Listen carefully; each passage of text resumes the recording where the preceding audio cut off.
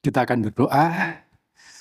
Segala hormat, puji syukur, kebesaran, kemuliaan kami serahkan ke hadapan hadirat Allah Bapa dalam surga dengan menyebut di dalam nama Tuhan Yesus Kristus, karena Allah yang tunggal, karena hanya Engkau Allah yang patut dipuji, disembah, ditinggikan, diagungkan.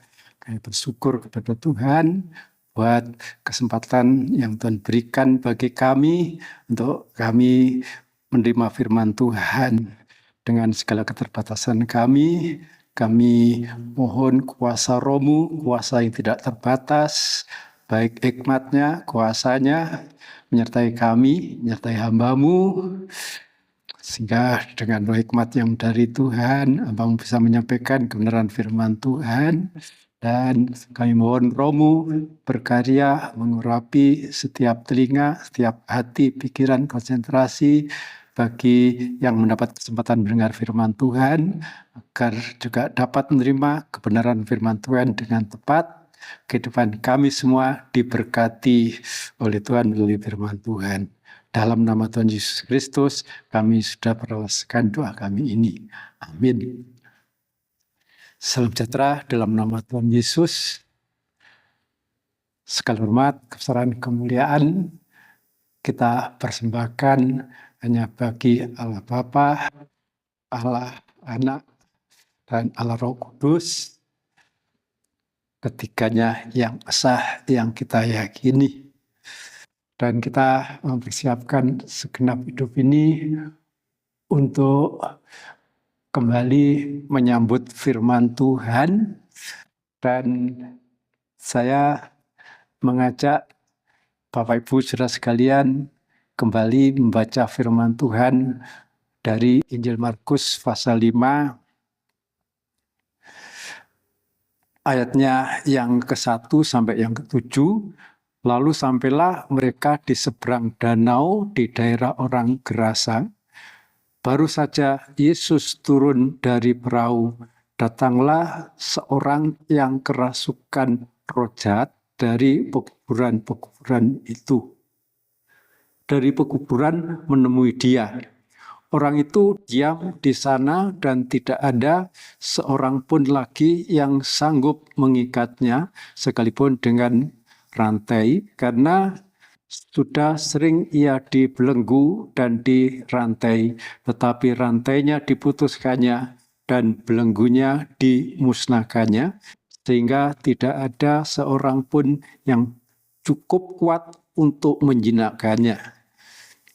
Siang malam ia berkeliaran di pekuburan dan di bukit-bukit sambil berteriak-teriak dan memukuli dirinya dengan batu. Ketika ia melihat Yesus dari jauh, berlarilah ia mendapatkannya, lalu menyembahnya, dan dengan keras ia berteriak, "Apa urusanmu dengan aku, hai Yesus, Anak Allah yang Maha Tinggi? Demi Allah jangan siksa aku."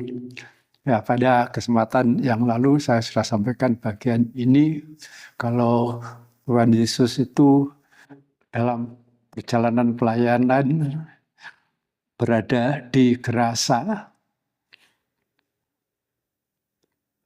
dan Gerasa ini sudah wilayah di luar tanah Kanaan. Jadi membuktikan bahwa Tuhan Yesus itu bukan rasis. Tuhan Yesus itu bukan hanya melayani orang Israel saja yang berada di tanah Kanaan. Dan berita itu saya sampaikan untuk menepis karena banyak tuduhan yang mengatakan bahwa Tuhan Yesus itu diutus hanya untuk orang Israel. Dan mereka mengadakan tuduhan itu sepertinya berdasarkan firman Tuhan, karena Tuhan Yesus sendiri mengatakan, ya, baik pada waktu mengutus murid-muridnya untuk pergi berdua-dua memberitakan Injil, Tuhan katakan jangan pergi ke bangsa lain kecuali hanya kepada domba-domba Israel. Demikian juga Tuhan Yesus sendiri berkata kepada perempuan itu, "Aku diutus hanya untuk domba-domba yang terhilang dari Israel." Dan ayat-ayat semacam itulah yang seringkali disalahpahami, sehingga mereka menyimpulkan bahwa Tuhan Yesus itu rasis, hanya diutus untuk melayani orang Israel saja. Mereka mengatakan begitu karena mereka tidak memahami firman Tuhan. Mereka tidak memperhatikan firman Tuhan itu konteksnya secara utuh, hanya dicomot sebagian teks, kemudian disimpulkan dengan kesimpulan yang salah. Dan seringkali itu dilontarkan justru untuk menyerang iman orang Kristen. Karena orang Kristen ini sudah menyebar di seluruh dunia, dan itu juga sesuai dengan amanat Tuhan Yesus kepada murid-muridnya sebelum Tuhan Yesus naik ke surga, supaya murid-muridnya itu pergi ke seluruh dunia, menjadikan sekalian bangsa menjadi murid Tuhan. Dan itu sudah terlaksana, sudah terbukti di zaman kita sekarang ini. Orang yang percaya itu berada di negara mana saja, bangsa mana saja, suku mana saja, bahasa apapun. Ya, jadi kalau di sini Tuhan Yesus berada di Gerasa, ya tentunya Tuhan mendatangi Gerasa ini pasti ada maksud dan rencana Tuhan. Ya, tidak mungkin Tuhan itu menuju suatu tempat tanpa tujuan, tanpa sasaran, tanpa rencana. Tuhan kita itu Tuhan yang Maha Tahu. Sebab untuk mencapai Gerasa ini kan harus naik perahu, dan perahunya itu diterpa oleh gelombang sampai murid-muridnya ketakutan, merasa terancam oleh maut. Tetapi Tuhan itu memang Allah semesta alam, sehingga bisa mengerdik laut, meneduhkan laut dan meredakan gelombangnya. Dan itu pun membuat orang-orang yang ada di sekitarnya menjadi kagum. Orang apakah dia ini, sehingga gelombang dan angin pun tunduk kepada perintahnya. Karena memang dia itu adalah Tuhan semesta alam, Tuhan yang menciptakan musim, Tuhan yang menciptakan segala sesuatu, tentunya Tuhan yang berkuasa di atas segala sesuatu. Dan kemudian kalau Tuhan berada di Gerasa, Tuhan tahu pasti di situ ada yang perlu ditolong. Itulah orang yang kerasukan setan, kerasukan roh jahat. Dan orang itu kelihatannya begitu ganas, begitu menakutkan, begitu kuat. Biarpun sudah diikat dengan rantai dan dibelenggu, nyatanya rantainya dipatahkan, belenggunya dibinasakan, sehingga dinyatakan tidak ada seorang pun yang cukup memiliki kekuatan untuk membelenggunya. Dan dia itu sangat membahayakan, menimbulkan ketakutan. Karena dia suka berada di kubur-kubur. Sehingga orang tidak berani melalui tempat itu. Dia seringkali menyiksa dirinya sendiri, memukuli dirinya dengan batu. Ya, dan yang aneh, ketika melihat Tuhan Yesus datang, dia ini cepat-cepat menemui Tuhan Yesus, kemudian sujud. Dengan suara keras, dia berkata, apakah urusanmu dengan aku?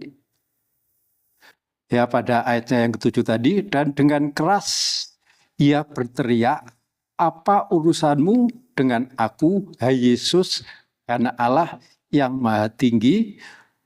Demi Allah, jangan siksa aku. Nah, inilah setan, iblis, roh jahat, ya, yang seringkali melakukan tipu daya. Karena memang iblis musuh kita itu dengan tipu muslihat, dengan tipu daya, dan sikap semacam ini seringkali juga ditanamkan pada orang Kristen, orang percaya yang berhasil diperdaya oleh iblis.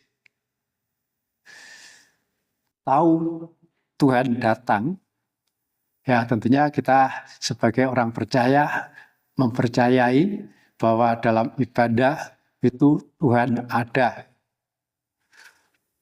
Dan di sini roh jahat ini dengan tipu muslihatnya dengan cepat-cepat menyambut kedatangan Tuhan. Ya, kelihatannya itu merupakan sikap yang benar.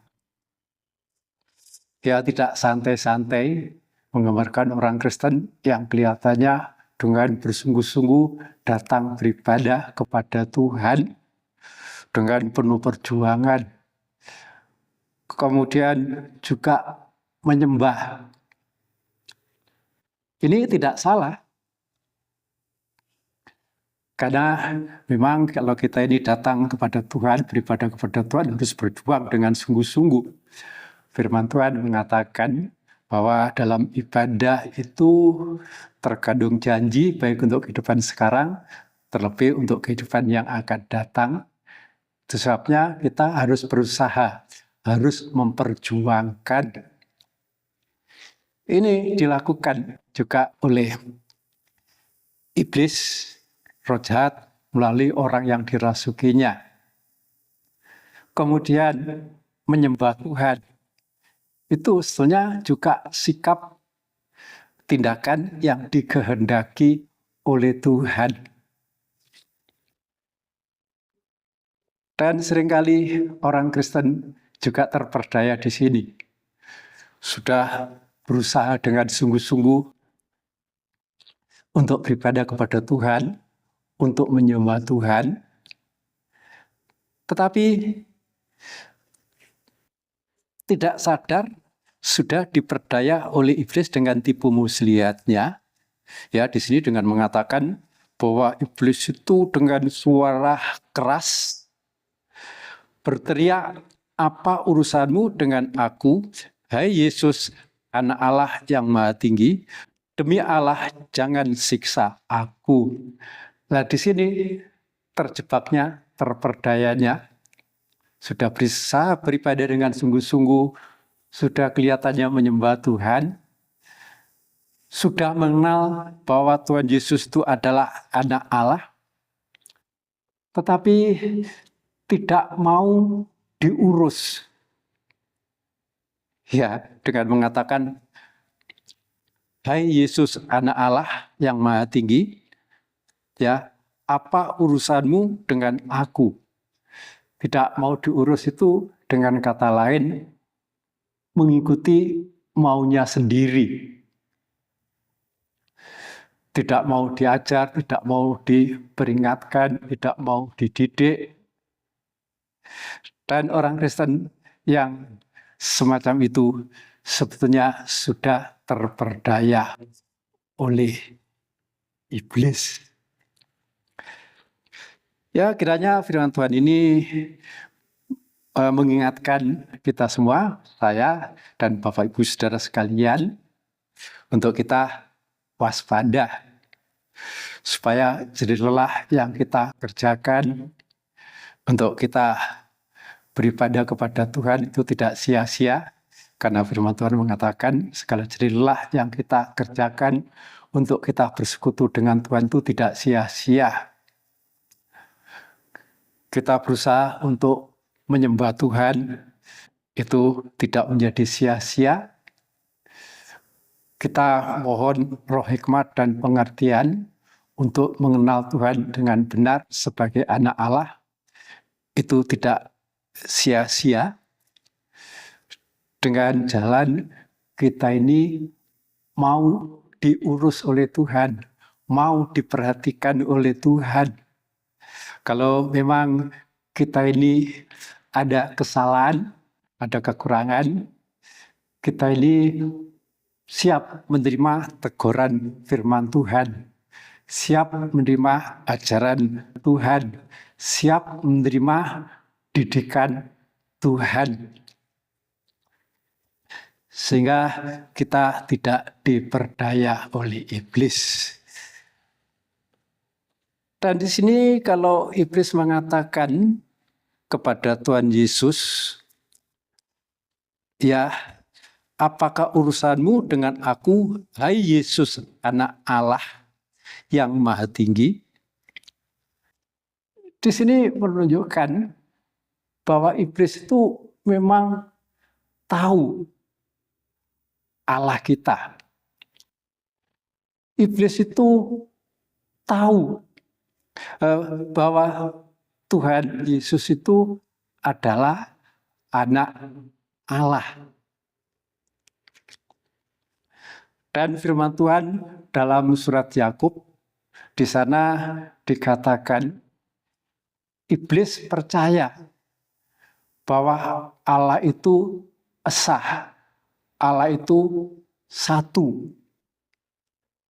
Pasti juga mengetahui keesaan Allah Tritunggal.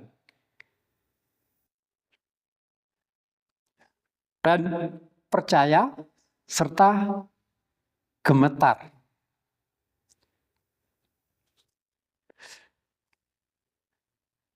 Tetapi sangat disayangkan, biarpun tahu Tuhan Yesus itu anak Allah, tahu bahkan percaya bahwa Allah itu esa dan gemetar, kalau kemudian tidak mau diurus, tidak mau menurut, tidak mau diurus itu dengan kata lain menurut maunya sendiri.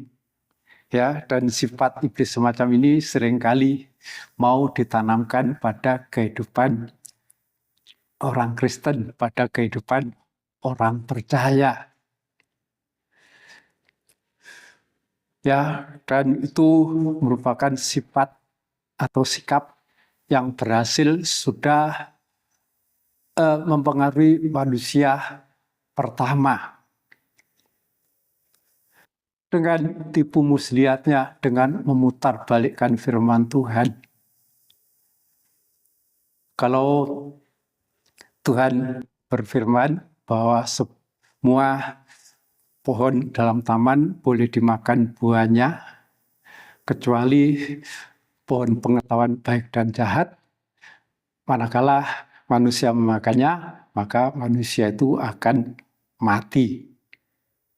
Tapi dengan tipu muslihatnya, dengan tipu dayanya, iblis itu memutar balik bahwa segala pohon dalam taman buahnya tidak boleh dimakan kecuali buah pohon pengetahuan baik dan jahat. Sebab kalau manusia memakannya, manusia itu tidak akan mati, manusia itu akan terbuka matanya dan menjadi sama dengan Tuhan. Ya, jadi iblis itu tahu bukan saja pribadi Allah, firman-Nya juga betul-betul diketahui. Dan dengan mengetahui firman Tuhan, seringkali diputarbalikkan untuk memperdaya umat Tuhan. Dan kalau manusia pertama berhasil diperdaya sehingga mengalami kejatuhan, maka usaha iblis untuk menjatuhkan manusia dengan tipu muslihat, dengan tipu daya, menggunakan firman yang dia ketahui, tetap saja dipergunakan, diperalat oleh iblis untuk menjatuhkan manusia. Dan itu juga dinyatakan oleh Rasul Paul. Ya, tentunya itu adalah firman Tuhan. Rasul Paul mengatakan, "Aku telah mempertunangkan kamu kepada seorang laki-laki untuk membawa kamu sebagai perawan suci kepada Kristus. Tetapi aku khawatir kalau kamu diperdaya oleh iblis, seperti iblis itu sudah memperdaya manusia pertama, sehingga mereka mengalami kejatuhan." Ya, jadi iblis yang merupakan musuh kita, yang penuh dengan tipu daya, penuh dengan tipu muslihat itu tetap berusaha, berjuang untuk menjatuhkan umat Tuhan. Dan umat Tuhan yang berhasil diperdaya bisa mengalami suatu kegagalan.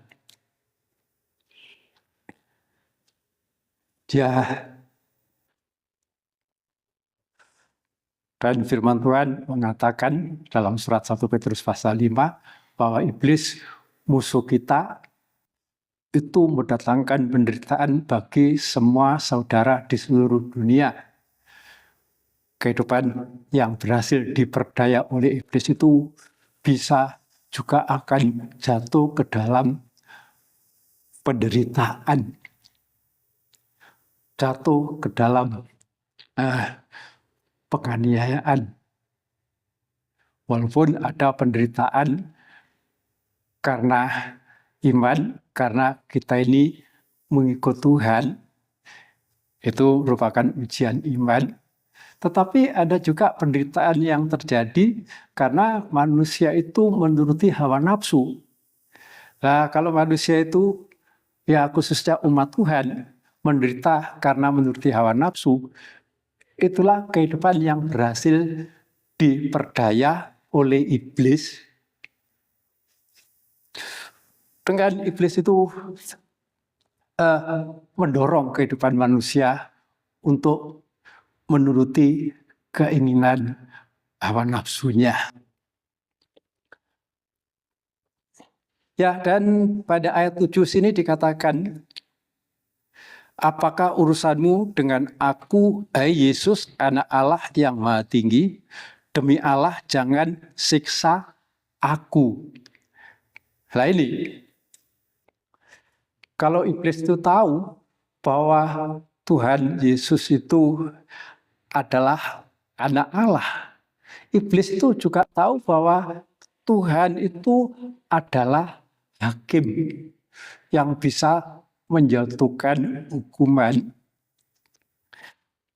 Dan iblis itu tahu bahwa dirinya itu pasti akan dihukum.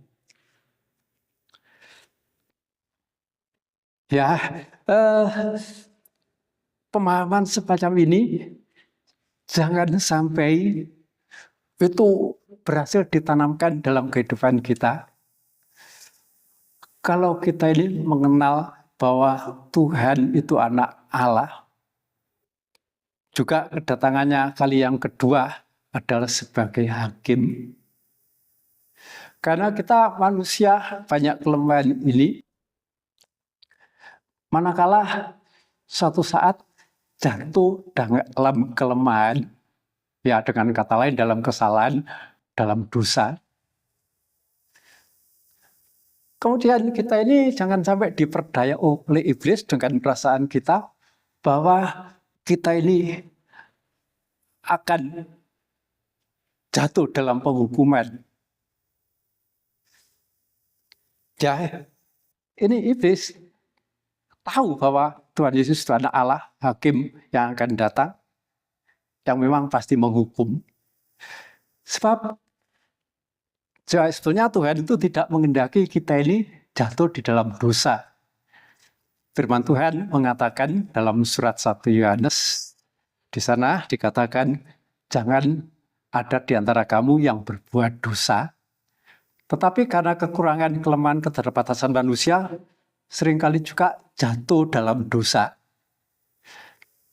Kalau toh terpaksa kita ini jatuh dalam dosa karena ketidakmampuan kita tetap harus memiliki keyakinan bahwa Tuhan sebagai hakim yang adil itu menjadi korban pendamaian bagi dosa-dosa kita. Ya, jangan sampai kita juga diperdaya oleh iblis seperti di sini.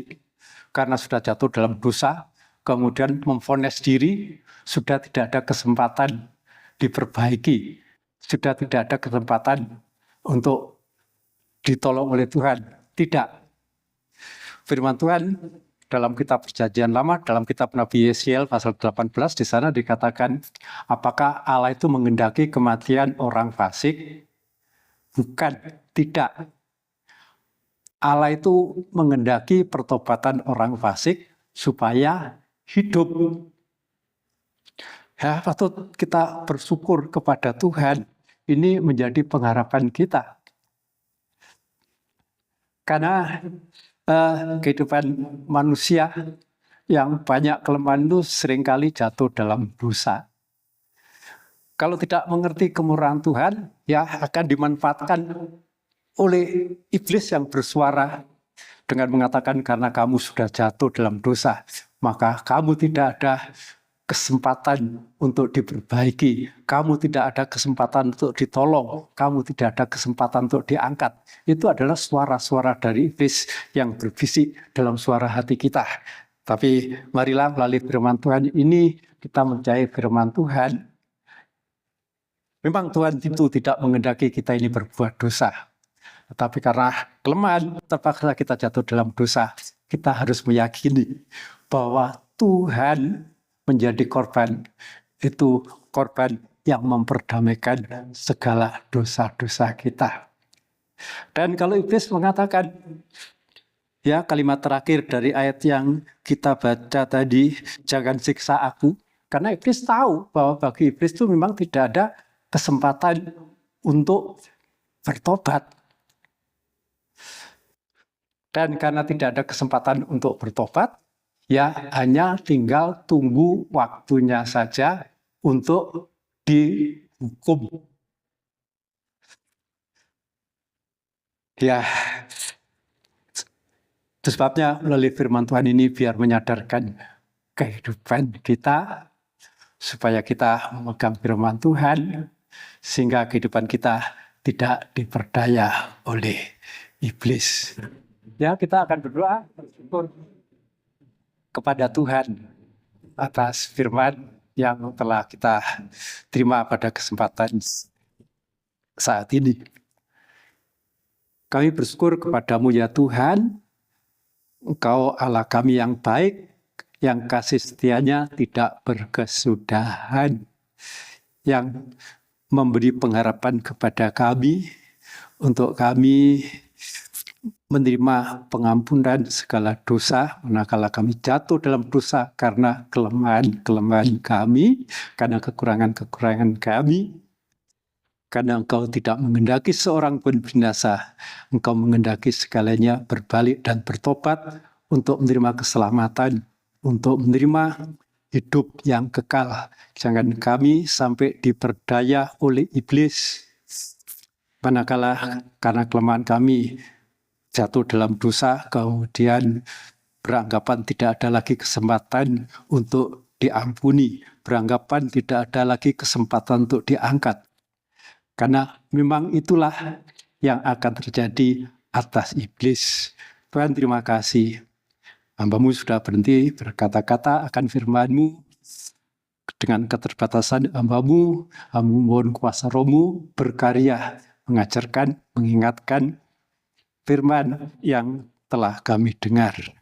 Kami persembahkan doa, syukur, terima kasih permohonan ini ke hadapan Allah Bapa dalam surga. Kami alaskan hanya dengan menyebut di dalam nama Tuhan Yesus Kristus. Amin. Tuhan memberkati.